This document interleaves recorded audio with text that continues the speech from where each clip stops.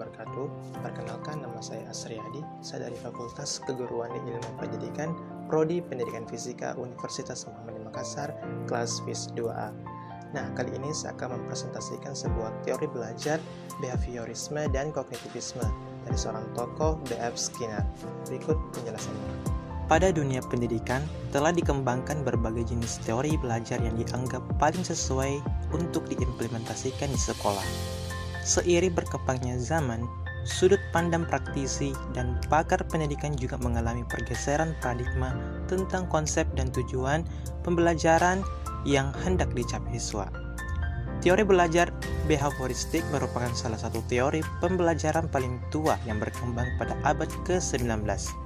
Meski terdengar kolot dan sudah semakin berkembang menjadi teori-teori baru yang dianggap lebih baik untuk digunakan, teori behavioristik ini punya nyatanya masih banyak digunakan dalam implementasi dunia pendidikan kita. Nah, menurut B.F. Skinner, teori belajar behaviorisme adalah hubungan antara stimulus dengan respon yang ditunjukkan individu atau subjek terjadi melalui interaksi dengan lingkungan.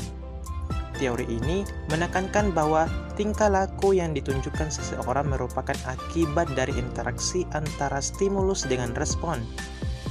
Teori ini berkembang dan cenderung mengikuti aliran psikologi belajar, lantas menjadi dasar pengembangan teori pendidikan dan pembelajaran saat ini. Ciri dari implementasi sukses teori belajar behavioristik ini adalah adanya perubahan perilaku yang ditunjukkan seseorang setelah mengalami kejadian di masa lampau.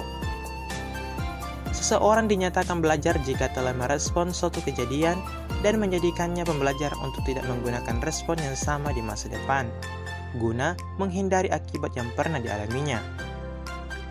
Implementasi teori belajar behavioristik dalam dunia pendidikan ini terlihat dari beberapa contoh. Misalkan, penerapan hukuman membersihkan halaman bagi siswa yang datang ke sekolah terlambat. Siswa disuruh hari ke lapangan jika tidak mengerjakan tugas atau PR. Teori ini cukup menakutkan karena penekanan prinsip pemberian hukum atau punishment, akan tetapi teori ini tidak selamanya buruk. Pada kondisi tertentu, siswa juga akan mendapatkan penguatan atau reinforcement berupa pujian, hadiah, atau penghargaan lainnya jika menunjukkan sikap positif dalam pembelajaran. Sehingga, teori behaviorisme dianggap merupakan pilihan metode pembelajaran yang tepat dan dianggap mampu menghasilkan output yang diharapkan. Teori behaviorisme ini hingga sekarang masih banyak ditemui di Indonesia. Hal ini nampak mulai dari pembelajaran di kelompok bermain, taman kanak-kanak, sekolah dasar, menengah, bahkan sekolah tinggi. Pembentukan perilaku siswa dan drill atau pembiasaan disertai reinforcement dan punishment masih sering ditemui. Secara teori dan praktik yang telah dilaksanakan, teori ini kurang menekankan aktivitas secara kognitif sehingga anak cenderung belum dapat mengeksplorasi pengetahuan secara optimal. Teori behavioristik banyak dikritik karena seringkali tidak mampu menjelaskan situasi belajar yang kompleks, sebab banyak variabel atau hal-hal yang berkaitan dengan pendidikan dan belajar yang dapat diubah menjadi sekedar hubungan stimulus dan respon. Teori ini tidak mampu menjelaskan penyimpangan-penyimpangan yang terjadi dalam hubungan stimulus dan respon. Selain itu, berdasarkan teori behavioristik ini, potensi alam yang dimiliki oleh seseorang anak seakan tidak dianggap bahkan cenderung diabaikan. Hal inilah yang menyebabkan teori ini ditinggalkan kemudian mengalami pergeseran dari teori behaviorisme ke teori belajar kognitivisme. Teori kognitivisme mengakui pentingnya faktor individu dalam belajar tanpa meremehkan faktor eksternal atau lingkungan sehingga pengetahuan itu bersifat non-objektif, temporer, serta selalu berubah.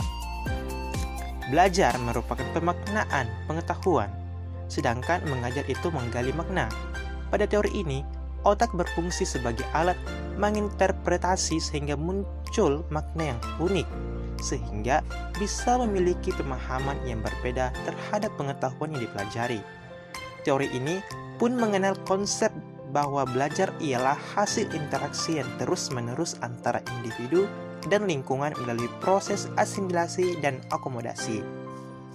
Jadi, dengan adanya teori kognitivisme, seseorang siswa akan memiliki pengetahuan dan pengalaman yang lebih luas sehingga pengetahuan yang mereka dapatkan tetap setia dalam ingatan. Pada teori kognitivisme, seorang peserta didik dilatih untuk berpikir secara cerdik untuk menyelesaikan masalahnya. Peserta didik harus dapat menggali pengetahuannya sendiri. Menurut tokoh psikologi pendidikan, Jane Page menyatakan bahwa teori belajar kognitivisme adalah suatu proses belajar melalui interaksi antara individu dengan lingkungannya, dengan melibatkan proses berpikir atau bernalar. Jadi, dalam teori ini lebih menekankan pada pemaknaan dalam belajar, sehingga belajar tidak hanya menghafal tetapi yang lebih penting adalah seseorang peserta didik harus menangkap makna dari proses belajar yang dia lakukan. Dengan adanya teori kognitivisme, peserta didik akan memiliki pengetahuan yang lebih luas. Namun, pada teori kognitivisme, peserta didik akan memiliki kemampuan yang berbeda-beda. Perbedaan ini akan dapat menimbulkan kesenjangan antara peserta didik. Apabila seorang guru tidak dapat mengontrol perbedaan yang terjadi, sehingga siswa yang pandai akan semakin pandai dan yang kurang pandai akan semakin tertinggal. Dari semua teori, apabila dianalisis dan dilihat dari bergeser dari suatu teori menuju ke teori yang lain, maka di dalam dunia pendidikan tidak ada teori yang abadi dan dapat mendominasi sepanjang zaman. Karena teori dapat bergeser sesuai dengan perkembangan zaman dan kebutuhan pemakainya. Oleh karena itu, sebaiknya seseorang pendidik tidak boleh mengatakan jika salah satu dari teori ini adalah teori yang paling benar dan yang paling baik. Karena pada dasarnya, masing-masing teori memiliki kelebihan dan kelemahannya masing-masing. Tentunya akan lebih baik jika seseorang pendidik dapat mengkombinasikan dari setiap teori belajar ini untuk menciptakan pembelajaran yang bermakna. Apabila dari setiap teori kita ambil segi positifnya, kemudian kita padukan dengan segi positif dari teori lain, maka tujuan pembelajaran akan tercapai dengan efektif. Pendidik harus dapat menciptakan suatu teori yang baru dengan kekuatan yang lebih baik, tetapi juga jangan lupa untuk tetap memperhatikan kondisi dan kesiapan peserta didik. Jadi, inilah yang sebenarnya yang dinamakan inovasi dalam pembelajaran. Seorang guru harus dapat menciptakan inovasi baru, sehingga guru tidak hanya menggunakan teori belajar yang sudah ada dan mengganti nama teori belajar lain agar terlihat baru. Namun, pendidik ketika akan menciptakan inovasi pembelajaran akan lebih penting untuk memperbaiki substansinya dengan tujuan pembelajaran yang terukur dan dapat dicapai dengan baik dan optimal. Terima kasih. Wassalamualaikum warahmatullahi wabarakatuh. Baik, nah itulah tadi penjelasan dari saya terkait tentang teori belajar behaviorisme dan kognitivisme dari seorang tokoh B.F. Skinner. Mungkin itu saja yang saya dapat sampaikan pada hari ini. Saya tutup dengan ucapan terima kasih. Billahi bisabil haq wastabiqul khairat. Wassalamualaikum warahmatullahi wabarakatuh.